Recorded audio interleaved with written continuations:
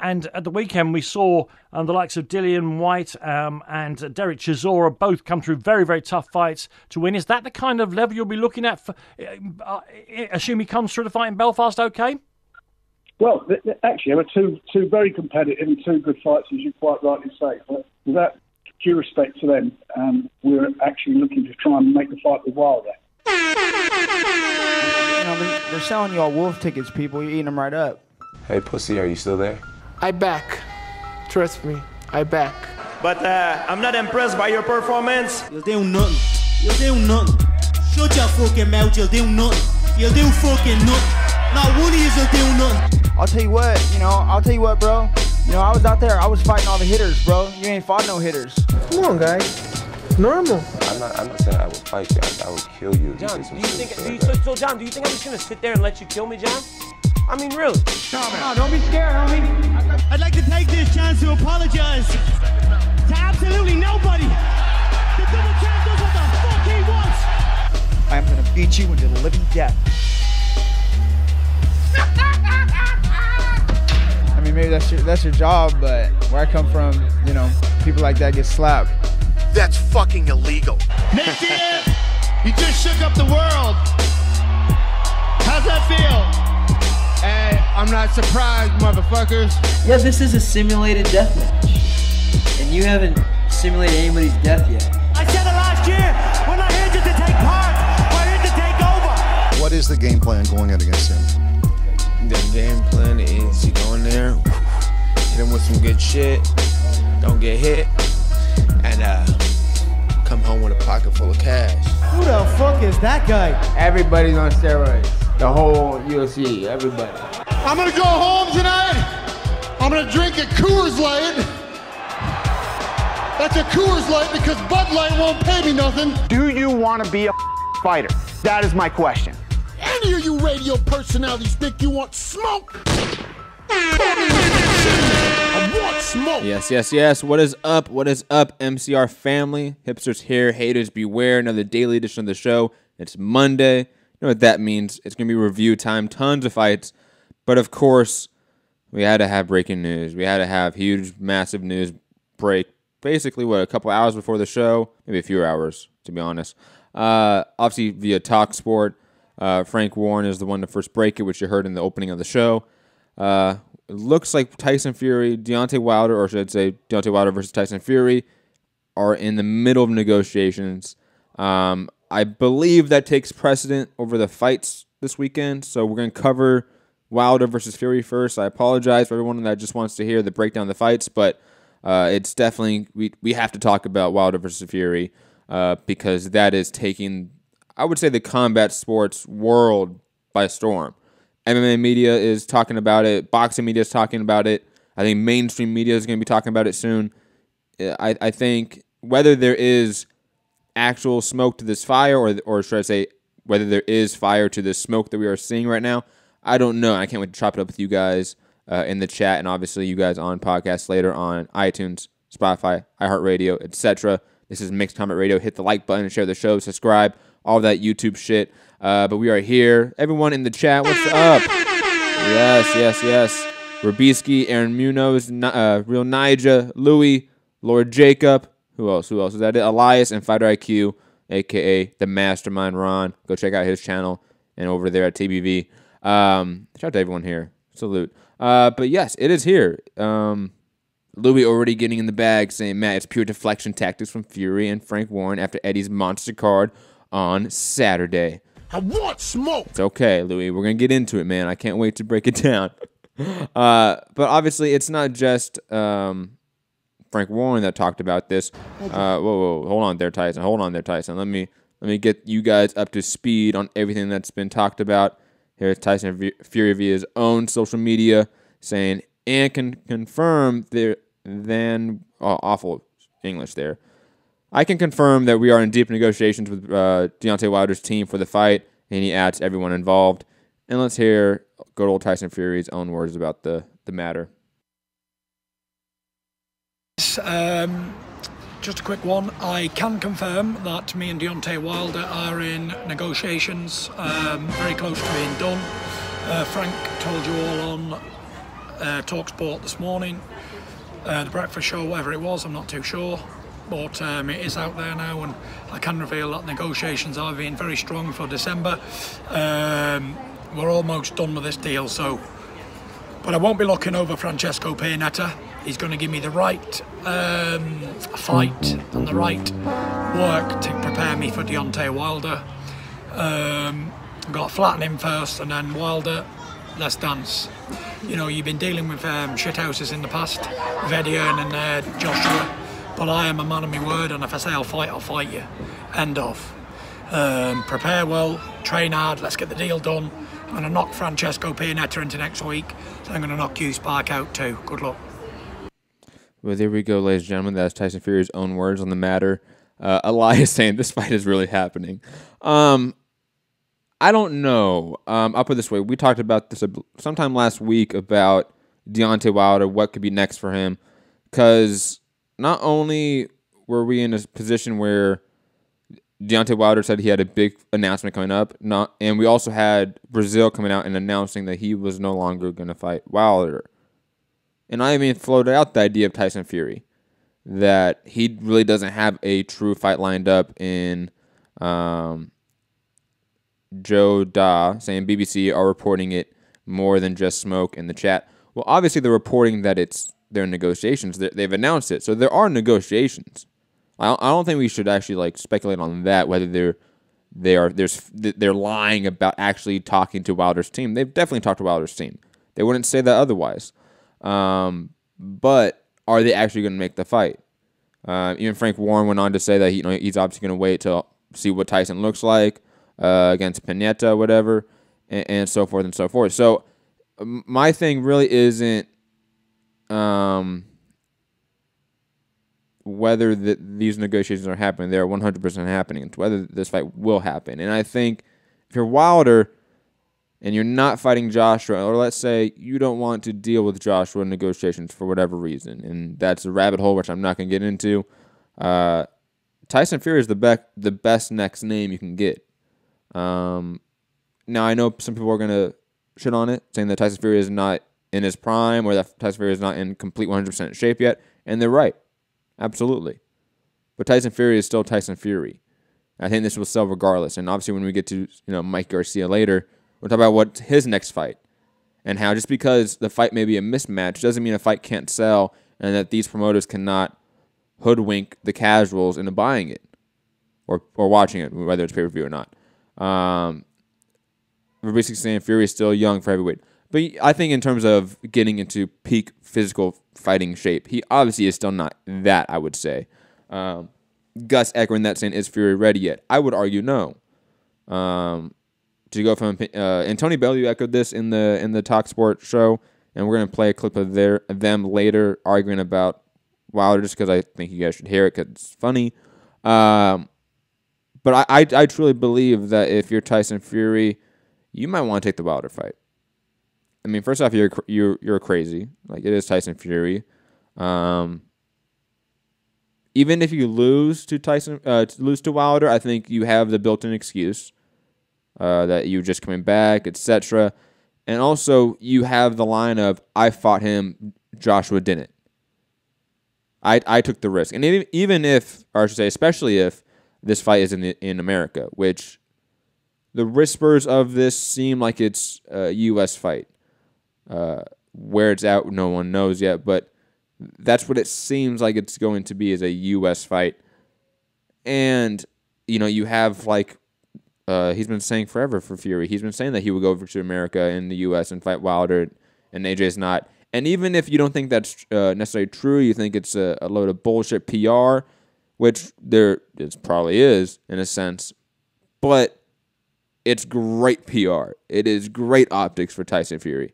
This is a win-win for him. He gets a big check, probably, because they're going to give him the bag to sort of get this fight before AJ does. Because think about it, if Wilder's the one to knock out Tyson Fury before AJ, that's something else that Wilder can sort of do. And it adds to his negotiation power, I believe. But to digress just slightly, I do want to play this clip because it is fucking hilarious. So let's play it. Hold on one second. I'm pretty confident we can make it happen. I mean, funny, what you're saying is what they're saying about Anthony Joshua camp. So it takes two to make a deal. And if you really want to make a deal, you'll make it happen. All I know is that Anthony Joshua turned down a guarantee of $80 million. That was $50 million for a purse and $30 million guaranteed for a rematch. And that wasn't the purses, that was the guarantees. If it did the business that everybody thought it was going to do and anticipated it would do, it could be much more than that. It's all well and good saying a guarantee, Frank, but there's no contract and there's nothing to sign. There was a contract sent. I've seen it. How can you see it if you're not the promoter of him? How is that even possible? Because I work with Shelley Finkel, who's the manager of Deontay Wilder. That's why we're having negotiations and talking about that. He shouldn't be showing you personal contacts and information, especially a contract that a fighter who's supposed to be the top of the bill, a heavyweight, hasn't seen. Whether he should or he shouldn't, you just asked the question. I just told you what was in it. So, and I'm just telling you it didn't happen.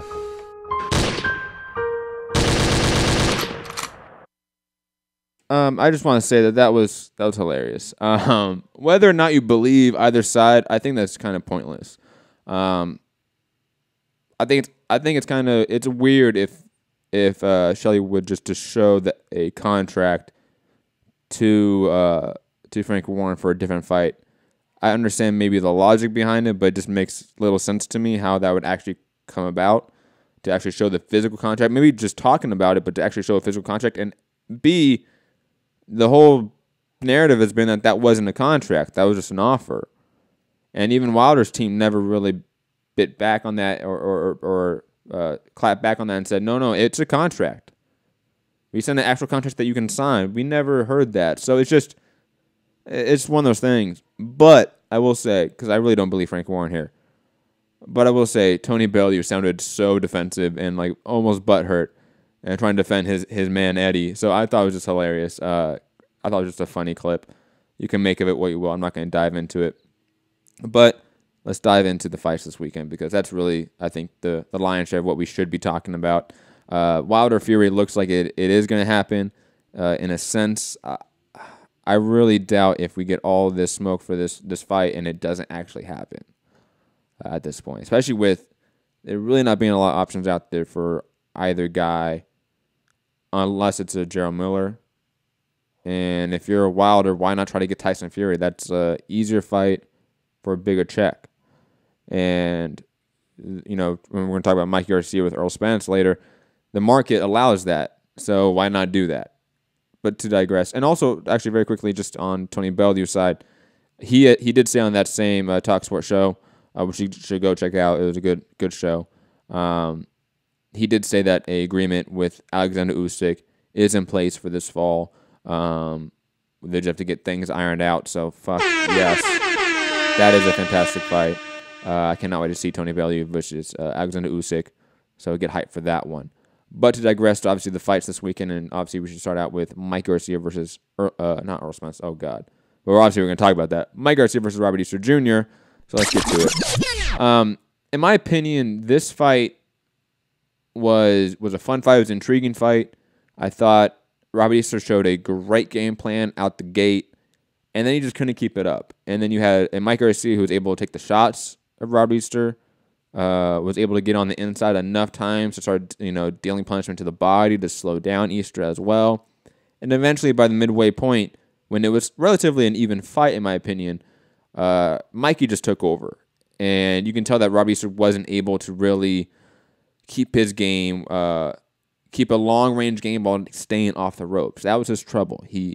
Whenever he was against the ropes, Mikey would deliver punishment to him. And Robert Easter was never really able to spin out, clinch up, really do, basic defensive tactics, I would say, to get off the ropes. I think he was too beat to the body and maybe too tired from maybe the weight cut. But Mikey was just the better boxer overall as well. Better shot placement, better accuracy. I think a better sense of when to exert energy at the right times. When Mikey let off the gas pedal, and even I would maybe question in the live fight chat, I think it was the right times looking back on it when you look at the full scope of the fight and his idea, probably his game plan to it. He let it off at the right time to let Robert Easter back in, and then he pressed down the gas pedal when he needed to. And I think Robert Easter, again, maybe do the weight cut, maybe, I don't know. He never really figured out his pace, his sort of tone of the fight that he wanted to keep.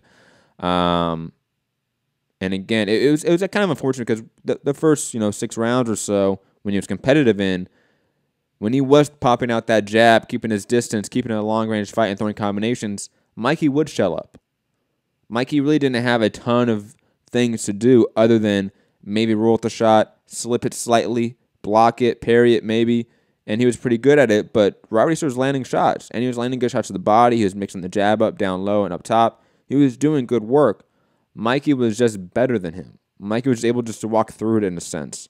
And I think Easter really, when he started for a long period of time getting his back along the ropes, was just getting beat up to the point where he couldn't really mount an offensive or a counter-offensive that he could really sustain due to that punishment.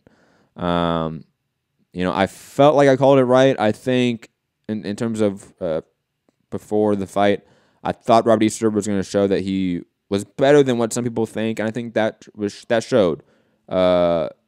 I think Kevin Cunningham obviously added a good game plan to him. We saw the game plan. He wasn't able to execute it fully, but we saw the game plan. It was a good game plan. And when it was executed, it worked extremely well. But Mikey was just better in a lot of important categories. And plus, I think he did have a significant power advantage over Easter. We saw a knockdown. I forget one round exactly. But we saw the power advantage. Again, I've mentioned the weight cut for Robert Easter, which is a gigantic one. I think a move up to 140 is absolutely necessary and should be done next. I think you're going to see better cardio and better overall power and maybe even durability at 140. And plus, there's tons of fights up there right now. Maurice Hooker, Jose Ramirez are not in the World Boxing Super Series. Those are fights you can take. There are options out there. Hell, even take a Victor Postal fight. That's out there potentially. There are definitely fights out there for Rob Easter that you can make, that you can get money in, and work your way back towards a championship caliber and level at 140, which is a better division. Now with Mikey and what's next for him, because I am probably in the vocal minority that is heavily against Errol Spence versus Mike Garcia. I think that is an atrocious mismatch right now. And you know what? I think everyone out there comparing it to Rigo, comparing it to all these other fights, especially Rigo, I think fail to realize or contextualize the difference between the two. I'm using Rigo specifically because obviously we have sort of a connection with those two fights, with Lomachenko and Mikey. How that should be an obvious fight at 135. But digressing and tabling that, Rigo moving up 2 divisions and fighting Lomachenko. The reason why that is vastly different is because Rigo had 0 competition at that weight class. 0. And plus, at the time, a lot of people thought it was a good matchup. This one's vastly different. Mikey Garcia has a legacy-defining, career-defining, Hall of Fame-worthy fight in his weight class to unify another belt. But instead, he wants to forget that, and because he doesn't want to deal with top-ranking Bob Arum, poor him, and he wants to move up 2 weight classes to make the in-house fight with Errol Spence and make a few million and lose that. And even though he doesn't think he's going to lose it, we all do. And it's not like Errol Spence, in a similar position, has a Hall of Fame, legacy-defining, career-defining fight in his weight class right now that doesn't have opponent matched up, which is Terrence Crawford. And we're going to get to their sort of back and forth on social media later, so I'm going to table that. But to digress back to more Mikey, it makes 0 sense to fight Errol Spence. He is not better in any category than Errol Spence. I want somebody in the chat, I want somebody in the comment section. If you're a Mikey fan, if you think Mikey can win this, tell me one thing he does better than Errol Spence. I'll wait. I'll sit here. Because there's not a single thing you can think of. Plus, there's the size, there's the power that is drastically in his favor.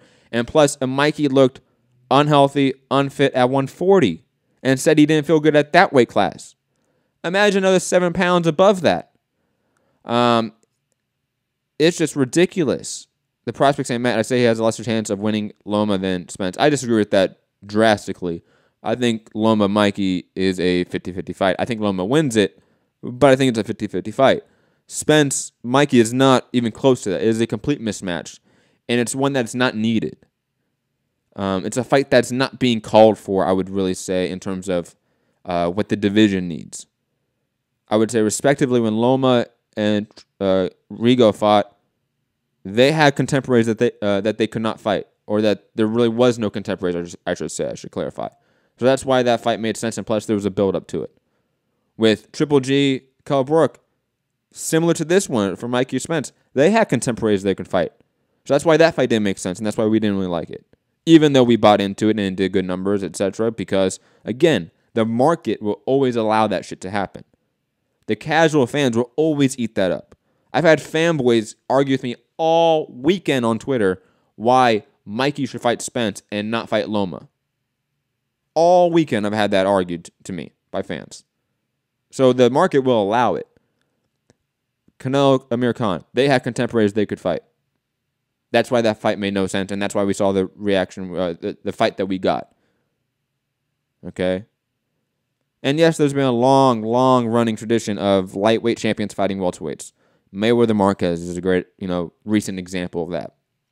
However, we also have a long case study of that not working well for the lightweight champion. And now we have two lightweight champions in their prime, pound-for-pound fighters. Louis saying, don't waste your breath with those dopes, Matt. LOL. That's a good one. That's funny. But you know me. I love to argue. Come on. But we have two lightweights, pound-for-pound fighters, Hall of Fame-worthy fighters in their prime, and we're not going to push them to fight. We're not going to say, no, fuck the networks, fuck the promoters, make the fight. Make the fight. We want it now. We want it now. We're looking at Crawford Spence, and especially that one. We should really be pushing for that one. Neither guy has an opponent scheduled. Crawford, I think, would definitely take that fight if offered to him. Same with Spence. And yet we have the promoter's ego in the way, and the network ego especially in the way. And neither of those guys need a tune-up in a sense. Like, Loma is coming off an injury. So I've heard that argument that, Loma needs a tune-up anyways. You're going to fight a Beltran who's a champion. And it's going to be okay. And I'm like, okay. You know what? I'd rather have Loma versus Beltran if he needs that tune-up, which I understand, in the fall.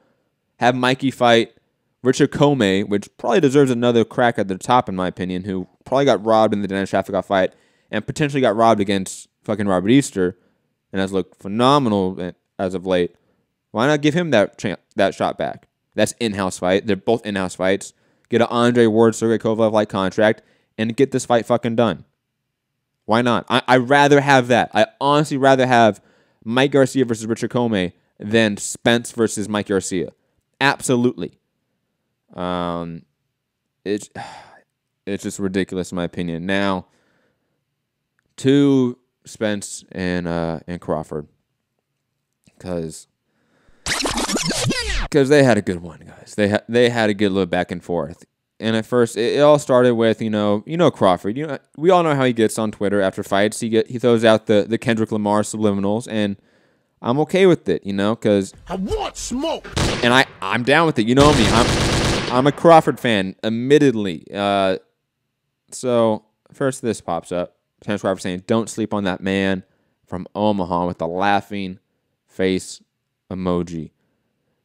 And then a little bit later, Earl Spence comes out and says, "Some fighters just on the wrong side of the street," with the look of like, come on, man. I want smoke. Oh, you want that smoke, Spence?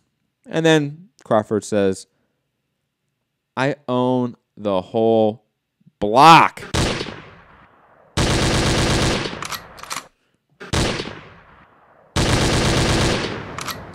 Damn. So it don't matter what side of the street you on. And then Spence says, he quote tweets that, which I finally love because it's no longer subliminal. They're actually going at each other. Finally, pause. Saying, "You don't believe that." Oh, with a sniper shot from the tower. Damn. And then Crawford saying, "You'll understand one day. And I'm done talking about it." And I will say, No. That was where you failed, but you had him. You had him with the I own the whole block. Then you should have kept it like that, to be completely honest. Man, if they made this fight, and you know what? I know, let's talk about it briefly, because Richard Schaefer did talk about Spence Garcia being a pay-per-view. No, that's not allowed, I think. I think that would be Crawford Postal-like numbers, just being honest. Crawford Spence, if they made that pay-per-view, I know it would do bad numbers, but I would pay $100 for that easily. That is a fight that is worth everything, worth all my money. Take it. Take my money, please. But yeah, again, at least they're finally going at each other. And maybe this is the start of the build-up, and we know the game. And just to bring it all around and circle, I've always sort of echoed or talked about how we, either as fans, we as in the media, behind the camera and stuff, or in front of the camera, we have an obligation to force the sport to be better. We do. Especially the media. The media has it should have a natural job of being adversarial to the institutions we report on. We should. And we don't.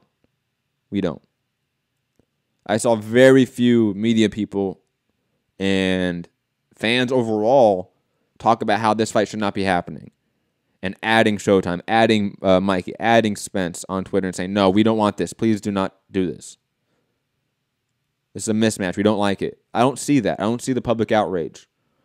And to be honest, we really haven't seen it for any of these mismatches, which we've talked about it. Khan Canelo, Brooke Triple G, even Rigo Loma in a sense, because obviously hindsight 2020, that was a mismatch. And obviously there was vocal minorities like me in this instance for those respective fights, but the wide swath of boxing and the community and the culture of boxing, we allow this. We always will. And I don't know really how to fix that, how to fix the culture, how to fix the community of this sport that we love dearly, to make it more accountable, to make these fighters and these promoters and these networks more accountable. But to be realistic, it looks like we're getting Spence Garcia next. And even though Richard Schaefer is saying it's pay-per-view, I wouldn't believe him. That makes a little sense. But yeah, I just wanted to talk about all of that in a whole, because we can't go talk about the other fights until we talk about Spence, Crawford, Mikey Garcia, Loma, all of this combined. It is a complete fucking shit show, but it is what it is. Before I move on to other fights, I want to quickly shout out everyone else in the chat, because a bunch of people showed up. Gus, Alex, Fernando, Andre, what's up, everyone? Prospect, Santiago. How was the fight, Santiago? Was the atmosphere good in the Staples Center? MB, Kyle, what's up? I hope everyone's been having a great day. Hope you all enjoy the show. Hit that like button, share it, spread the word. But let's move on to the rest of the fights this weekend and break them down without much of the drama, as we saw, obviously, with this matchup.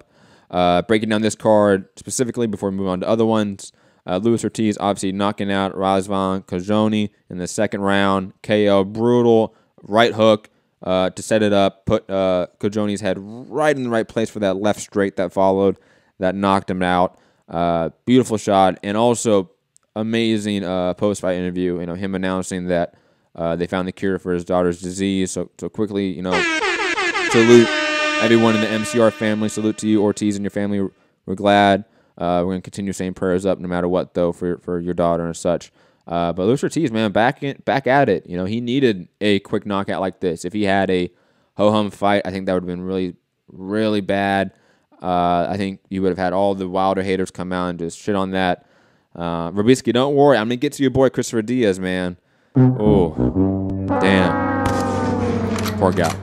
But digressing, Mario Barrios, digressing actually back to Luis Ortiz. What should he do next? I would love either Derek Chisora or Dillian Whyte or Jared Miller. Any of those matchups make sense to me, and we'll obviously talk about two of those guys later on in the show.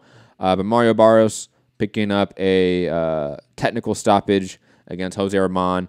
He looked a little bit. He struggled at first. in the first, I would say, 4 rounds or so, and then he got his pacing, got his range down, and really started piecing up Roman, who really had nothing for him. And then the corner stopped in the 8th round. Mario Barrios extending to 24-0. They need to start upping his competition level. Honestly, they need to start seeing if he's the goods or not, because he's just sort of done these. He's had these opponents for a long time, and I'm sort of sick of it. I'm not sick of it. That's kind of harsh. I'm just no longer interested in Mario Barrios against some guy opponent that they found in the local LA fighting scene. I'm good. I'm honestly good off of that. But to digress, or I say move on to the card in the UK, which was fucking fantastic. Dillian Whyte versus Joseph Parker, a fight that I'm pretty much called, I think, again, to a T, which I did vastly for most of these fights. I feel like I called to a T, except for, I think, one of them, which I'll get to, obviously, later, which was Fight of the Year contender. But Dillian Whyte versus Joseph Parker, which in and of itself was a great fight. Joseph Parker, similar to, I would say, Robert Easter, showed a great game plan in the opening round. Had lightning combinations, showed a faster hand speed, was on the back foot, moving fast, not along the ropes as much, and he was boxing well. He was outboxing Dillian Whyte. Dillian Whyte was, I think, confused. I think he was hesitant, maybe just thrown off guard by the speed of Joseph Parker. And then, to be honest, there was the headbutt in the second round that was ruled a knockdown, that if wasn't, this scorecard would have been vastly different. But I'm going to table that and put that to the side because that's a rabbit hole I don't want to get down. I believe that Dillian Whyte, that headbutt vastly changed Joseph Parker for the next few rounds, which allowed Dillian Whyte to sort of get into his own rhythm, set up his timing and his sort of range down. And he started landing combinations with the body up top. And I think Joseph Parker was never really able to fully get back into the fight. Obviously, he had rounds where he was decent in, and it was obviously a competitive fight. It was a close fight. I think the widest scorecard was a 115-110 scorecard from Christoph Fernandez. But, and one scorecard was 113-112. One scorecard was Phil Austin, 113-112, and then 114-111. So it was a close fight. It definitely was. And I think, again, Joseph Parker, similar to Robert Easter, didn't have the cardio necessarily or to keep that game plan active and to be able to execute it properly. Dillian Whyte was just too much for him. The power was too much. The boxing skill wasn't vastly different to Joseph Parker's side to where he could just style on him. That wasn't apparent. I don't think he had that ability in him. And obviously you had the 12th round, phenomenal, late comeback, almost finish of Dillian Whyte, Joseph Parker hurting Dillian Whyte. You even had a knockdown earlier of Joseph Parker from a mean left hook. It was a brutal back and forth fight. But Dillian Whyte was just better. He was just the better overall product in the heavyweight division. Joseph Parker's lack of volume and his lack of power will always hurt him. And I think him never seeming to be upset about these losses, I think it's not necessarily a character flaw, but it's a fighting flaw. Like, he never seems to be upset. There's never a sense of real urgency from him. Which we're going to talk about, obviously, with Derek Chisora next, but that needs to be there. That sense of urgency. And yes, he got the late, not the late finish. He got the late knockdown on Dillian Whyte, but that's mainly due to Dillian Whyte getting tired, which we all predicted. We all knew Dillian Whyte was going to get tired. And it was on Joseph Parker to capitalize on that, and he really didn't. He waited till the last minute and a half of the fight to go all out and start the landing combinations on a tired, defensiveless Dillian Whyte. And we saw what happened. He lost a decision. But moving on to the co-main, Derek Chisora versus Carlos Takam. First off, salute to both men, because I've watched that fight probably close to a half a dozen times now over the weekend, and it's held up every time.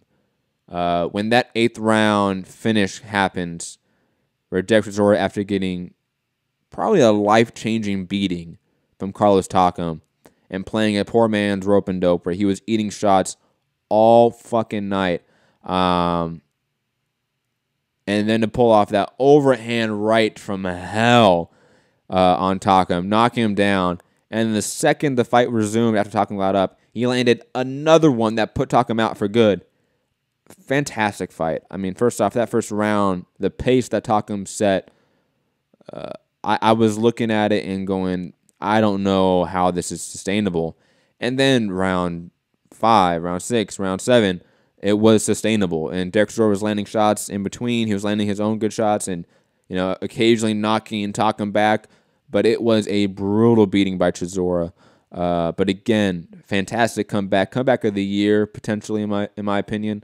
The beating he took was significant, and I did not see that knockout happening that on a dime, and it was phenomenal. And again, fight of the year contender, I would say absolutely. It was consistent action, high work rate by both guys in the heavyweight division, heavy leather being thrown, both guys getting hurt. It has everything you want in a fight. Beautiful comeback, actual knockout. The only fight that really contends with it is Wilder Ortiz, but I might slightly give it to Chisora Takam because that was consistently more entertaining throughout every round. But again, fantastic fight. Derek Chisora, sort of needing that, bouncing back, I think, in the top 15, borderline top 10. Probably going to be set up with the big fight next. Can't wait to see what's next. And obviously for Carlos Takam, I think he shouldn't bounce too far down because even though he got caught and finished, he showed an incredible cardio and work rate and overall skill, I would say, against Chisora. He was piecing Chisora up. He just happened to get caught, and that happens at heavyweight. And I think Takam, throw Takam against Kazoni on some undercard somewhere, maybe off TV, doesn't matter, but I'm down for that. I really am. Ellie saying Chisora versus Miller. I'm not opposed to that, especially since I think Miller doesn't have a set opponent for that Chicago event.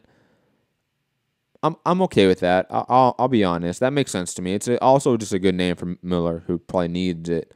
Yeah, I'm okay with that. Maybe I should think a little bit more about it, but I like that fight. It's not a bad one, and it's probably entertaining. Let's be honest. But moving on, Katie Taylor versus Kimberly Connor. Katie Taylor with a third-round knockout, styling on Kimberly Connor, viciously beating her up. God, that was brutal, man. That was sad, like how bad Kimberly got beat up there. I think Katie Taylor shows that she is, again, just on a level above all these sort of mediocre, decent boxers in the women's boxing game. She's just vastly levels above. I cannot wait for that Cindy Serrano fight. Is that in the Chicago card too, I believe? Yeah, I just cannot wait for her actually making, I think, a breakout performance against a known name in a top competitor, top champion too, in Cindy Serrano. That's a legit name. I don't think she really has that yet on her resume, and that will be her first. But moving on to Conor Benn versus Cedric Bernard. Great rematch, though I think they scored it way too wide for Conor Benn. They only gave Bernard like 2 or 3 rounds tops. I think Bernard won easily, 4, I would say, and then the knockdowns from Conor Benn saved him. I think Conor Benn has probably reached his ceiling, but his ceiling is fun, entertaining, domestic-level fights, and that's not a bad thing. Moving on to Joshua Buatsi, who is probably not domestic level at all, getting a first-round knockout. Fantastic performance. One that's, I think, getting completely underserved and understated in this weekend of just combat sports. I mean, a plethora of combat sports options out there, from the UK to the US in both boxing and MMA. There was just a lot out there, and a lot of it turned out to be really great action. I think Buatsi is sort of getting lost in all the mix. So I definitely want to at least make note of that. Definitely should go watch his fight. Looked fantastic. Anthony Fowler picked up a huge Klitschko Pulev style left hook lunging knockout over Craig O'Brien. Looked fantastic. Anthony Fowler, I think, getting better in the pros with every fight, and can't wait to see what he has next. And moving over all the way to Thailand, pound for pound. I shouldn't say pound for pound king. He's not, but pound for pound top 10 fighter. Sirakat sort of rungs VI, making his long-awaited comeback in a non-title fight versus Young Gilbey, getting a first-round knockout. Looked fantastic. You can go check that out on YouTube or on patreon.com/Mixed Combat Radio if you want to see it. And moving on to the last fight in boxing that we're going to talk about that happened over the weekend. Rubisky's boy, Christopher Diaz, losing to Mazuyuki Ioto for the vacant WBO junior lightweight title via unanimous decision, getting knocked down. I forget in which round, maybe like the 7th. Ioto looked fantastic. First off, he just outfought Diaz. Diaz never really stuck to a game plan. I don't think he knew what fight he wanted to fight. There's times he would try to be on the back foot, but he never did it for a long period of time where you would think he's trying to do it. And he stuck in the middle, on the inside in the center line consistently in the fight, and got caught with the bigger, harder, with the better cardio fighter with Ioto. Ioto just outfought him, outbeat him. Rubisky's saying, damn, shaking my head, I'm hurt. It's okay, man. It's okay, Rubisky, in the chat. Your Puerto Rican brother, and he'll come back. He looked good. Like, here's the thing. It's round 4, he knocked down. Thank you for Rubisky. It's not that he looked bad. It's just that he got outfought and he didn't have a game plan. Game plans are extremely important when you reach this level of fighting. To just go in there and fight and just mix it up, you can't do that at this level. There's a reason why I stressed the fact that Robert Easter cannot stick to a game plan, and the idea that we've never seen him attempt a game plan before the Mikey fight. We can't say he's going to win that. If Robert Easter was a master of game planning, a master of executing his game plan, then he would have a legit chance to beat Mikey. That's how important a game plan, a overall strategy with a set tactics you have to execute that strategy is at this level. And he just doesn't have that, unfortunately, at this point. Hopefully he does get it, because, again, I think he has all the tools to bounce back and be a contender and champion at this weight class. But he needs, not necessarily better coaching, but he needs a game plan. He needs to actually work on that and agree, sit down with his coaches, watch tape, dissect it. Even if he's not the one that does the tape watching and dissecting it and all that, he needs someone to do that. And that was apparent in the first round. That just wasn't there. And Ioto, being the tough son of a bitch, one of those sort of stereotypical, just rugged Japanese boxers, that's hard to outfight. That is. Especially when, let's be honest, Diaz is very used to styling on mismatched opponents. Now you face a real legit one and had no game plan for it. That's what happens, unfortunately. But like I said, he should be able to bounce back. It's not like I saw something that like he's not of this level. I saw he needs fine tuning. So don't worry, Rubisky. There is hope. There is hope. Okay. But moving on to the rest of the news of the day in the boxing world before we head over to, obviously, the MMA portion of the show and cover the UFC on Fox 30 event. Quick news. Tevin Farmer versus Billy Dibb lands on ESPN+. Love that, and also another sign that HBO is dying. Completely dying. It is what it is. But that is it for the boxing news, ladies and gentlemen. So moving over to the UFC event, UFC on Fox 30. Fantastic sort of triple header at the top, even though Aben Mercier versus Alex Hernandez opened it up. I'm not going to cover that, even though Hernandez won via ho-hum decision. Those top 3 fights, damn, fantastic. Even the Jacek Tisha Torres fight, which wasn't the most entertaining, I thought was entertaining to me. I was just so happy to see Jacek again. Whenever you can see one of the best ever fight, it's awesome. And then we had cases of 2 of that with Jose Aldo. But before I cover those fights, actually I'll cover Jacek up. I'll do it that way. Jacek versus Tisha Torres, I think I called it pretty well. I thought Tisha Torres, in order to really win, needed to get Jacek to the ground, needed to keep her on the ground specifically, and she wasn't able to do either. I think there was maybe one takedown that was successful, and even then, I think Jacek got right back up. And when it was in the clinch, when they were up against the fence, she was the one scoring. She was the one landing knees, landing elbows. And when the fight was at range, which it was predominantly in the third and the second half of the second round, she was styling on her easily. Like the boxing skill, the kickboxing skill, it's obviously still there. And I will say, she is a perfect case of why instant rematches for champions it shouldn't be a thing. And even though we have Cody Garbrandt, Tito Dillashaw coming up too, which is an instant rematch off of a second round knockout, similar to fucking Rose Namajunas and Joanna Jacek in their first fight, and I'm slightly excited for the Garbrandt-Dillashaw rematch, it shouldn't be a thing. Because if Cody Garbrandt loses, he's out of the title picture for the foreseeable future. Same with Jacek. I do not see them making a Rose Namajunas fight next. I don't see this fight really deserving of it yet. I think she needs to go on a run, and that's unfortunate because she is the second best fighter in that weight class, bar none, easily. And she showed that again. And also, she is so much better in a 5-round fight. God, if there was another 2 rounds in there, I think she would have really pieced up and hurt Tisha Torres.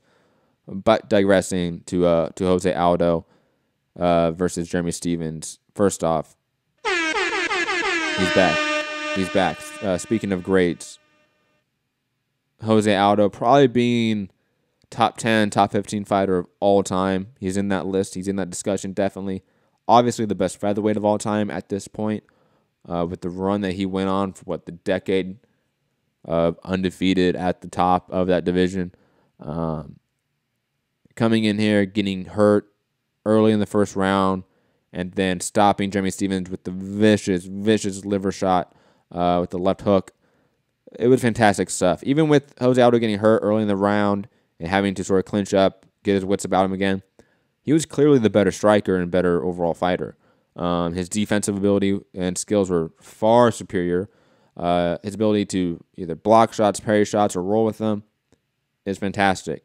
It still is. It's obviously slipped a bit. His athletic reflexes aren't there, but like they once were. But he is still a fantastic striker, fantastic fighter. One of the best featherweights in the world, clearly still. And when he does throw and he does connect, it can be fight-changing. And even though we haven't seen a knockout since Korean Zombie a few years ago, and even before that, it was Chad Mendes, which was an actual knockout in their first fight. Man, it was good to see it again. And then obviously the emotion that he displayed afterwards, it was just one of those moments. I really hope when the tapestry of Jose Aldo's career is told, I think this should be one that's mentioned. This moment, having to come back from back-to-back losses, back-to-back losses of getting finished and knocked out. Thinking about retirement, being in battles with depression, and then getting a first-round stoppage first in, a few years, or first stoppage period in a few years.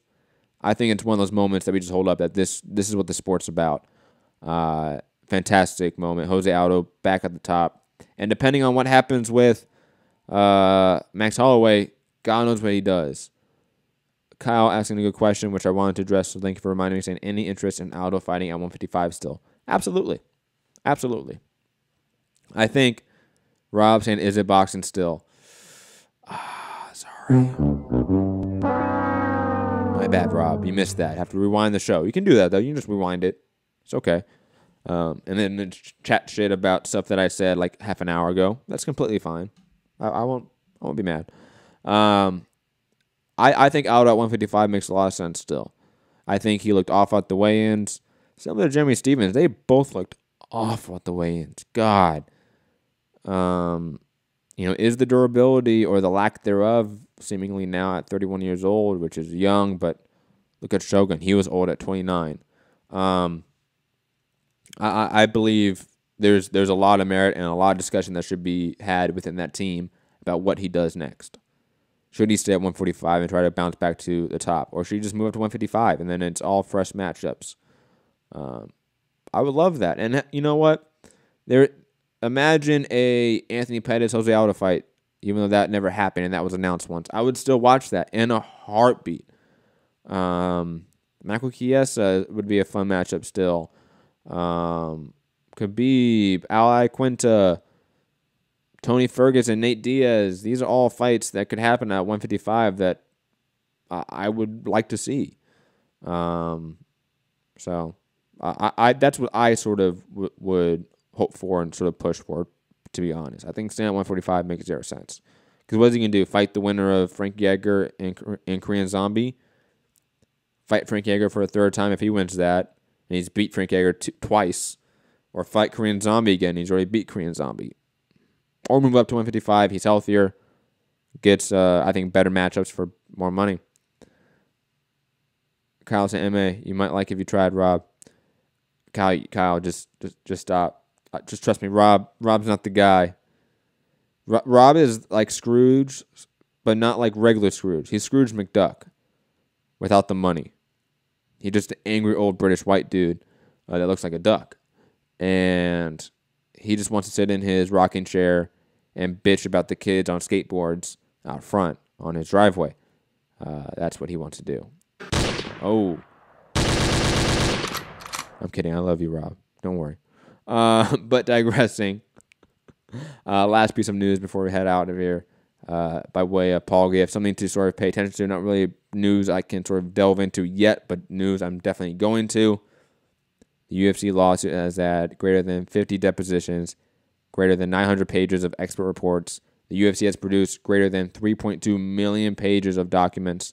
Fighters have produced 64,000 pages, more coming today and this week. And also it was reported that Mark Hunt's fight bout agreement will be released to the public.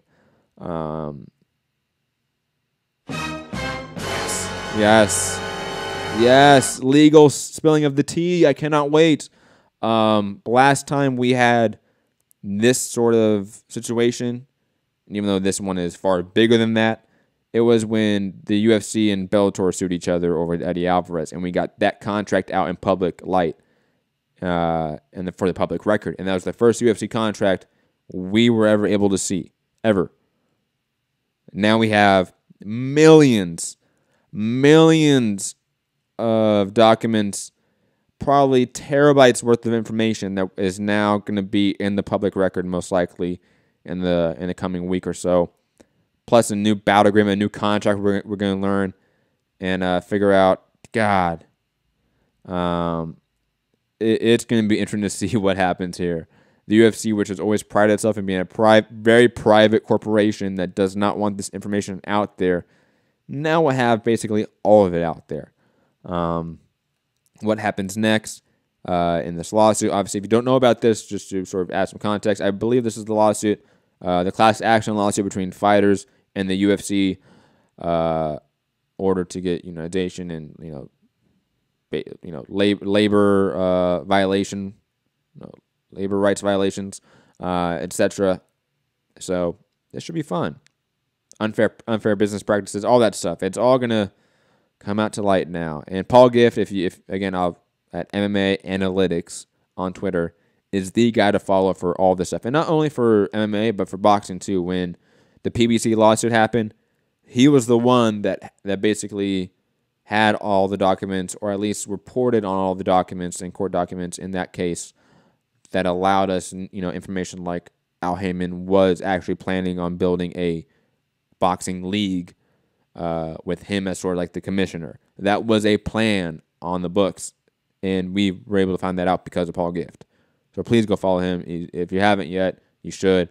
But yes, ladies and gentlemen, that is it. Wow. Ton of fights. I feel like I'm missing something, and I probably did, but I mean, who can blame me? So much happened. UFC on Fox 30, Mikey Garcia versus Robert Easter, Dillian Whyte versus Joseph Parker. So much fights happened, and then plus Deontay Wilder versus Tyson Fury. Oh my God, man! These sports are crazy. Combat sports, man. It is one of those industries where every day is kind of crazy. But I'm Matt, the Hipster Hunter. You can find me at Matt Hunter MCR, all platforms. Mixed Combat Radio on Patreon, YouTube, iTunes, Spotify, etc. Hit the like button, share the show, subscribe, support the movement. Be back obviously tomorrow, same time as always, 10 p.m. in the UK, 5 p.m. in the East Coast, and 2 p.m. on the Pacific Coast. Peace.